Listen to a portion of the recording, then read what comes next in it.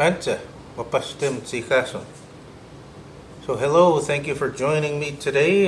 Today we're going to be talking a little bit, and I'm going to be showing you a little bit about beading, because beading to Nihiawak was very important because as part of our our clothing, part of our decorations, a lot of our most of our regalia, stuff like that. It involved a lot of beadwork. Uh, so today, with today's the beadwork we're going to be focusing on is beading on a loom. So this is a beading loom, and this is what we're going to be looking at today and using. Now, with a beading loom, you can make stuff like say lanyards or wristbands or bracelets or necklaces, hat bands, all sorts of different beadwork you can do on a loom. But I find that with beadwork, the best place to start is using a loom because it's easiest. It's not the beadwork isn't freehand, so it sort of gets you into that practice and getting used to using the very thin needles and the small beads for if you wanted to go on to learn some of the other stitches like the freehand stitches, the brick stitching, the crow stitching, and all those different types of beadwork, types of stitching and types of beading styles. So today we're going to start beadwork on a loom, and even before you think about doing any beadwork on a loom, is you have to sort of plan ahead and plan what your beadwork is going to look like. And what I find, especially for a loom, the easiest thing to use is a piece of graph paper. And once you get your graph paper, the first thing you've got to do is not only decide on your design, but first of all, you've got to decide how many beads you're going to use on the loom. So today we're going to be using 10 beads. So I'm just going to go from about the center of my paper here and just count out 10 of these, because each one of these squares will represent a bead. So I'm going to go 1, 2, 3, 4, 5, 6, 7, 8, 9, 10. And I've just placed them so I can sort of center it. So I've got 1, 2, 3, 4, 5, 6, 7, 8, 9, 10 squares because I'm going to be working with 10 beads. So I'm just going to mark that off, that this is my boundaries of my 10 beads, so that once I start my pattern, and I could just make it a little darker so I can see where my beading, the 10 beads ends in there. So this is sort of my boundary, so I can start making a design within here.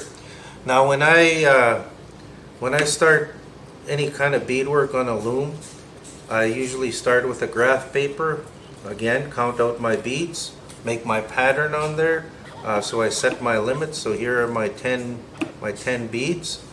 From there, I will choose colors, so I know what colors I have. And today, I have 3 colors. I've got black, red, and white. Simple colors.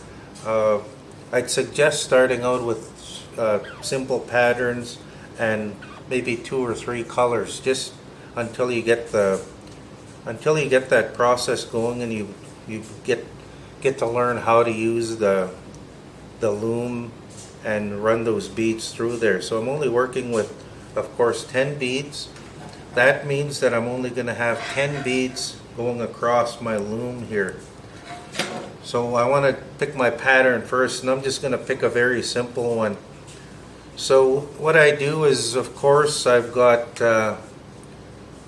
black, red, and white. So my colors, I'm just going to mark them as by their first letters. So B would be black, red would be my red, and W would be my white.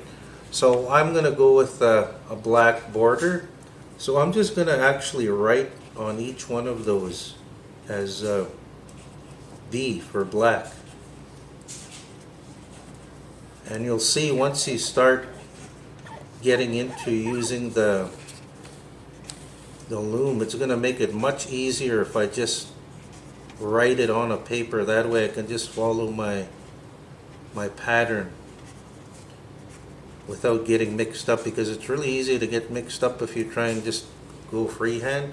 So again, on this side I'm going to go with a black border. So I'm putting B all the way along.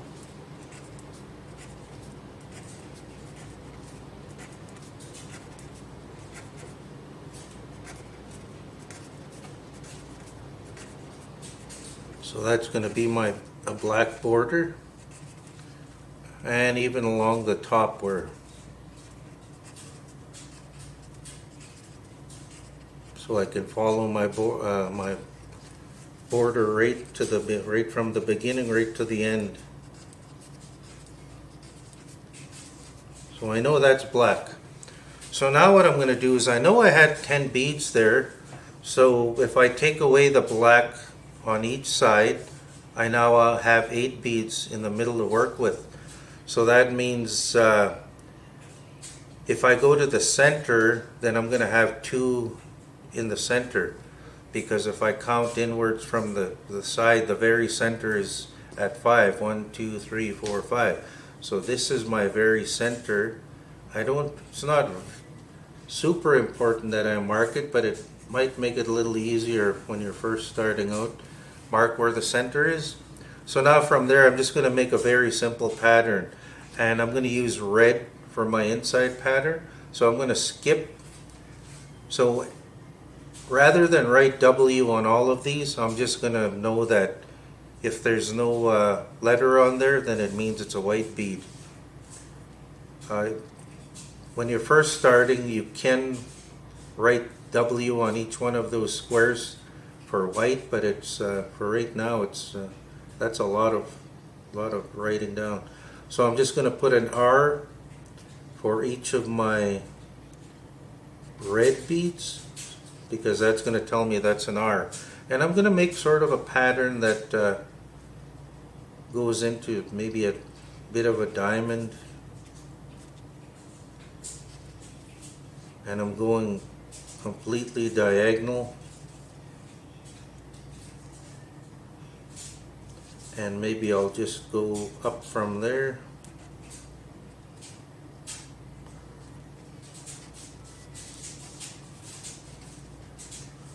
And I can maybe even start that again from a little further up, or even change my pattern a little if I want.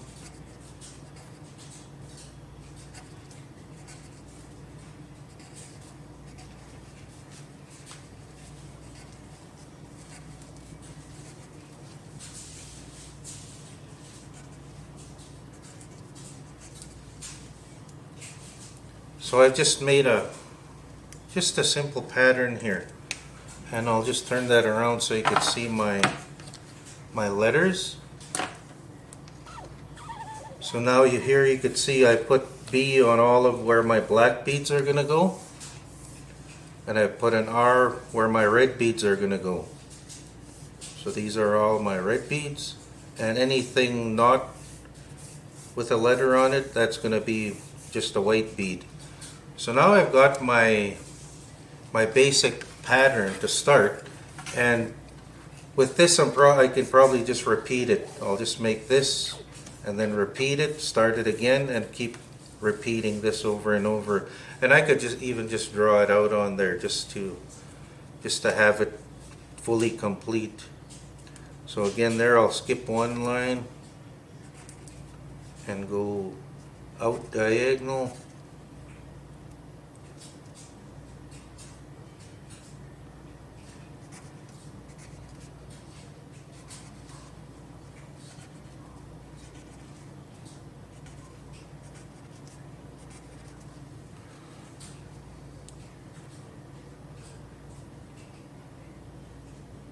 And I'm just trying to copy my pattern that I had in there.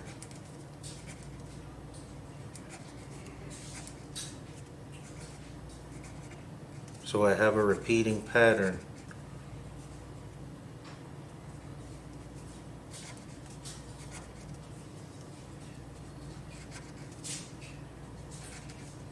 And sometimes it's hard to see your pattern until you've actually got them on there, but for the most part you can see. Now if you're doing this with children, with students in a school, I'd suggest that you just use the color. So if I'm using black, red, and white, I would get black, red, and white markers, and I'd actually put the colors on the beads. Then it's much easier to follow, and then you can see the pattern that you're going to make. So now there you can see the pattern that I'm going to try with my, once I do get everything going on the beading loom. So that'll be the pattern. So that's step number 1 with beading on a loom. Alright, so the next thing I've got to do is, of course, I've got my beading loom, and for loom beadwork, you can pick these up at any craft store. They go for around $10 or something, or sometimes cheaper, but this is just a simple standard beading loom. So you could see it's got the 2 blocks on the end and the little spring that sort of guides where your thread is going to go on the loom. So once you've got your loom like this, you need your beading thread, and this is just standard beading thread, standard white beading thread, and it's number 33 thread, and it's just a standard beading thread. But the first thing you need to do to prepare to put that thread on the loom is to make a loop on one end. So I'm just taking my thread, stringing it back on itself just to make a simple loop on the end that's going to hold. So I've got a little loop there, seems strong.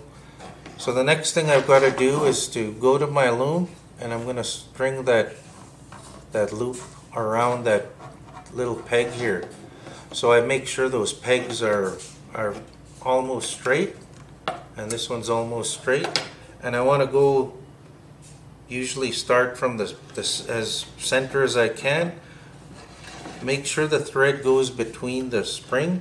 Try and line it up just by your eye, and take it to the other side, loop it around the other pin, and you might even go maybe once around it.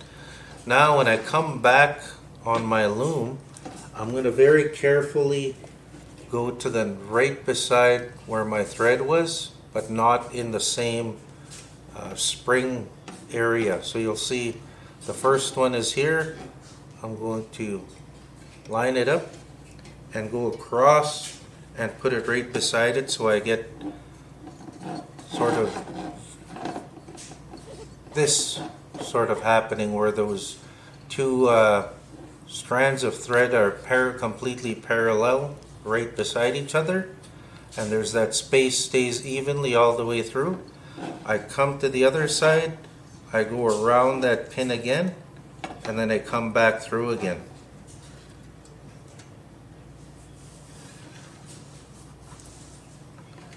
So you'll see here I put it right beside the next one. So now I have 3 strands running parallel, equally divided in the center. And again I go around that pin. Then I go to the next one and I put it beside my last one, all the way to the other end, staying beside it, and going around the pin on the other side.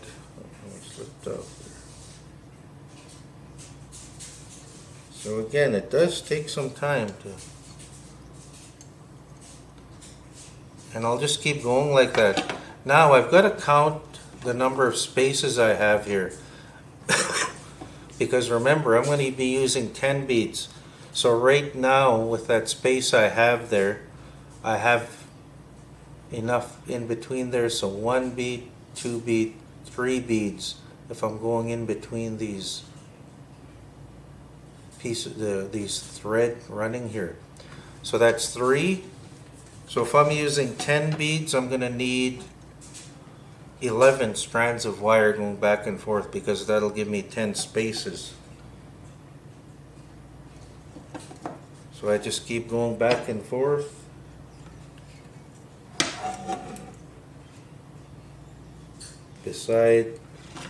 Staying beside, keeping them all equal distance apart, making sure I go right beside that next spring in the other.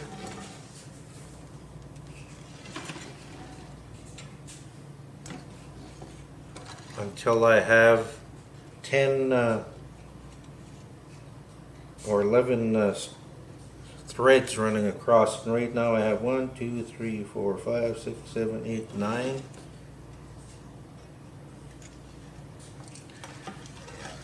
This will be number 10. And my last one, 11. And I'm just going to make sure.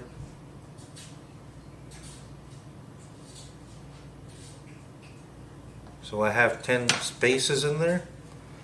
So what I need to do now is I'm going to wrap this around the pin at the back a few times just to hold it in place. Then I'm just going to snap this off here because I'm done with the thread.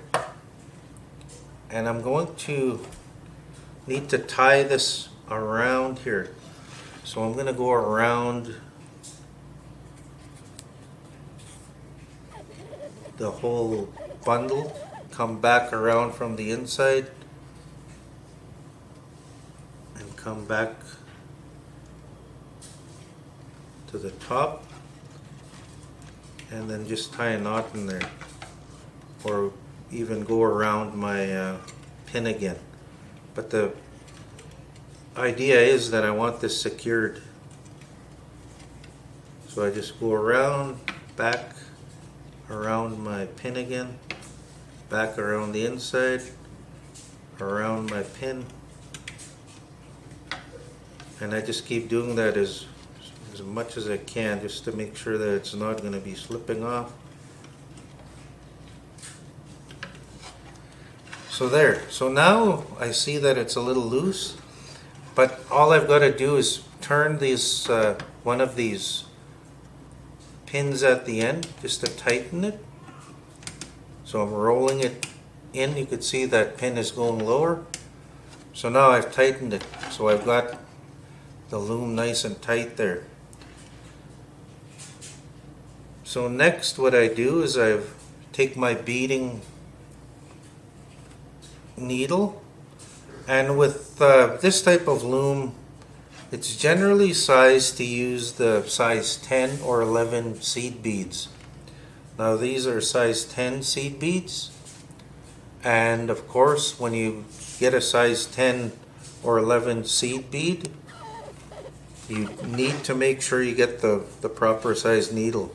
So this is a size 10 needle, and they're marked on the needle packages when you go to the craft store and buy them. So you need a size 10 or 11.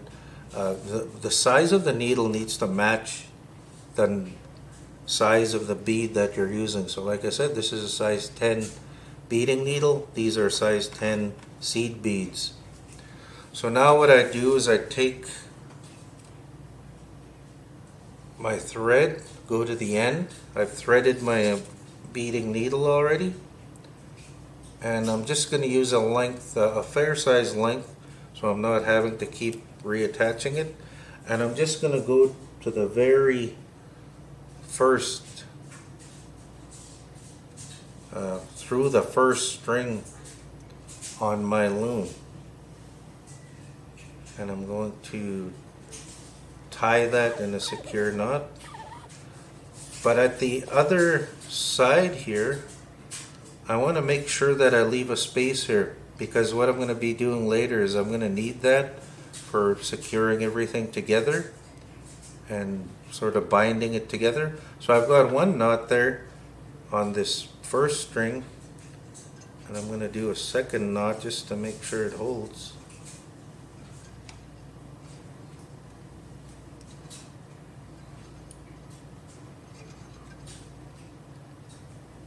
And I'm ready to start beading on, adding the beads on. So I've got that secured. I've got my needle. I'm right-handed, so I've got it tied on this way because I'm actually going to start adding beads onto this loom from this side going this way. So just to make it seem a little, just so you could see it a little easier, I've actually got bigger beads. So I'm going to switch right now to a larger size bead, just so you could see everything a little clearer. And this one I've already strung. So it's same basic setup, except these are just a smaller scale. This is a larger scale. Now where I've already taken you to with those size 10 beads, I'm going to be doing, I've taken this to with a larger loom using sinew and a larger needle, and I'm going to be using crow beads. Now this is a much larger loom, and you can, if you're just starting out and you want to try first on a bigger loom like this, you definitely can buy the thicker loom and use sinew instead of the beading thread. It's only with your spacing on, once you do start stringing it, that you've got to be careful, because you want to make sure you string it to have enough distance between them to fit a crow bead in between there, like this one. So on this one, it's every third spring on my loom that it's gone through. So again, I've got the same color, black, red, and white. So I'm just going to go back to my my pattern here now. Got my thread ready to go. I'm starting from the right, and I'm just going to mark on my paper that I'm starting here. So I'm just going to add a little arrow there. That's where I am right now, just to keep track. And I need 10 black beads to go on first. So I'm just going to count those out.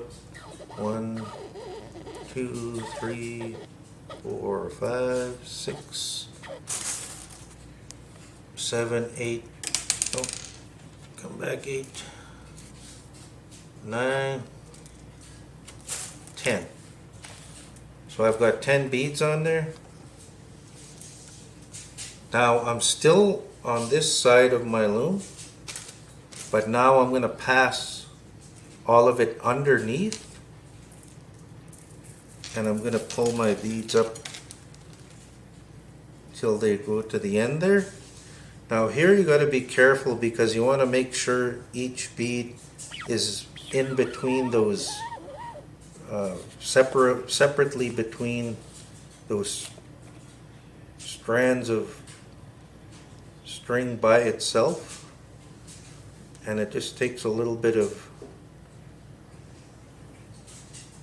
I think it's just with the first one that it, once you get them spaced, and then it's much easier after. Now remember, I came from the bottom and I just pushed them individually through each one of these strings that I have on here. Now I'm going to take my needle, and while I'm pushing up from the bottom to make sure, I'm going to pass through the top of all of those strands on the loom. So see, I've come through the top. So when I came through with the first pass, I came from the bottom. I pushed these up so that my needle would go through on the when I swing through the top. So now I'm swinging through the top. I'm going to pull that all the way through, and those are secure on there. So you'll see they're on there securely. They're on the loom now, and I could just straighten them out. So when you first get started, it's a little hard to keep them straight. So I just like to, even a ruler or something would work good just to even them out and keep them straight. Again, here you want to leave that space on the end, because that's going to be very important when you're finished the project and you want to make sure everything's secured. So now I've got my first row done. I'm going to get my string ready again, and I'm back onto the right side, and I'm going to go show that I'm going on to my next row, and it's saying I need one black, then 1, 2, 3, 4, 5, 6, 7, 8 white, and then one black. So one black, 8 white, 3, 4, 5, 6, 7, 8, and one black at the end. So I'm just going to pull those all the way through. I'm going to pass through underneath again,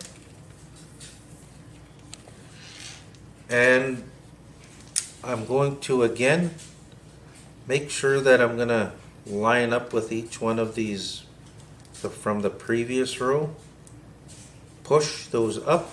You can see them pushing up through the string.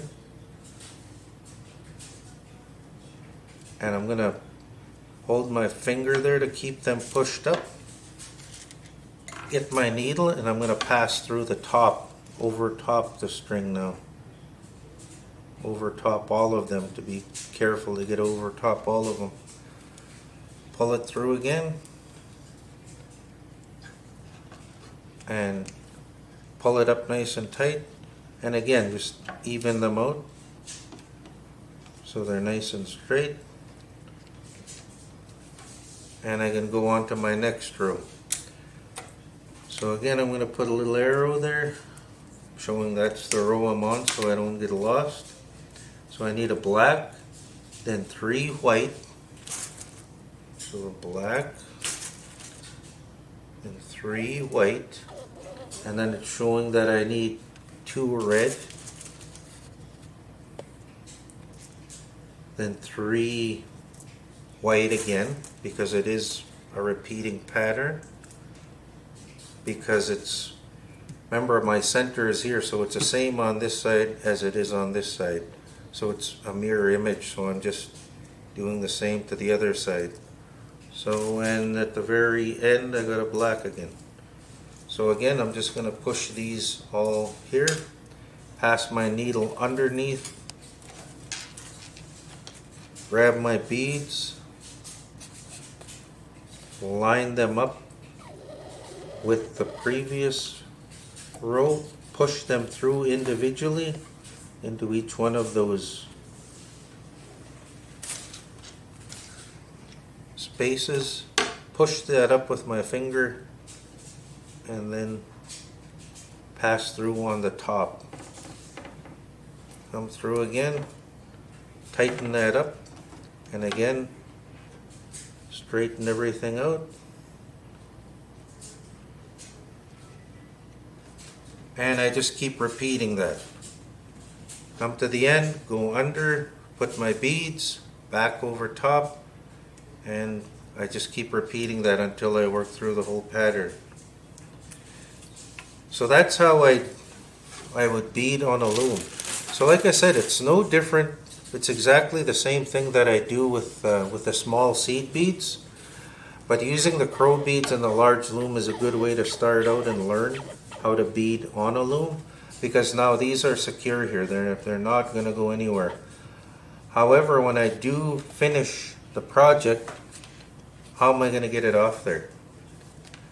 So once you've finished your whole pattern, so if I finish the whole pattern right to the end and I want to get this off now, what I do is I take a piece of cloth or leather or something, and I'd make sure it's long enough to go across my loom. And this one I've got a little shiny one, so I'd go from the bottom to that space that I left when I started, and I'd put my cloth between there and or my leather, and then for here I just put a bunch of really good glue, either fabric glue or heat glue, and I just flip that over and glue that tight, let it dry, make sure that each one of my strings is completely glued onto the cloth, and then once that's glued there, later I can either cut this or just take the string off of the loom, and then this will be by itself there, secured and tight and glued onto there, so all of the threads are glued together, holding this securely, and these won't go anywhere. They're now on that loom.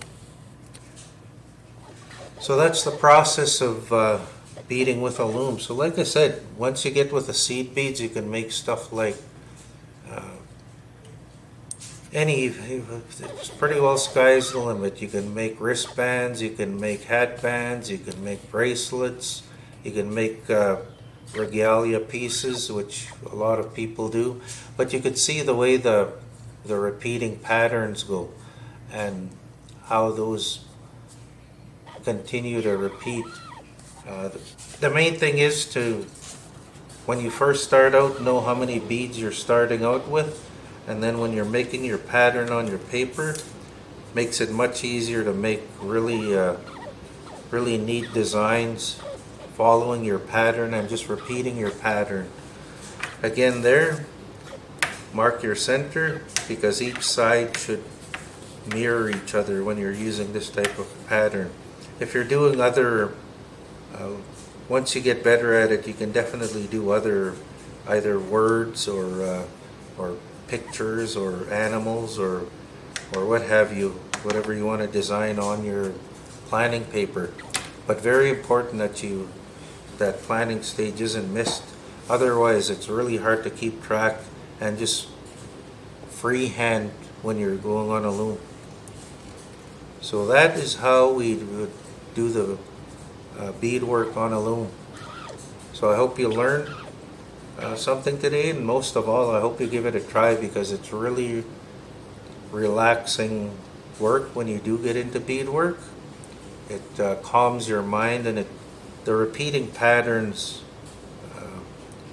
really take all of the stresses and stuff off your mind, because you're focusing where you should be focusing on what you're doing with your beadwork. So thanks for watching. I hope you learned something.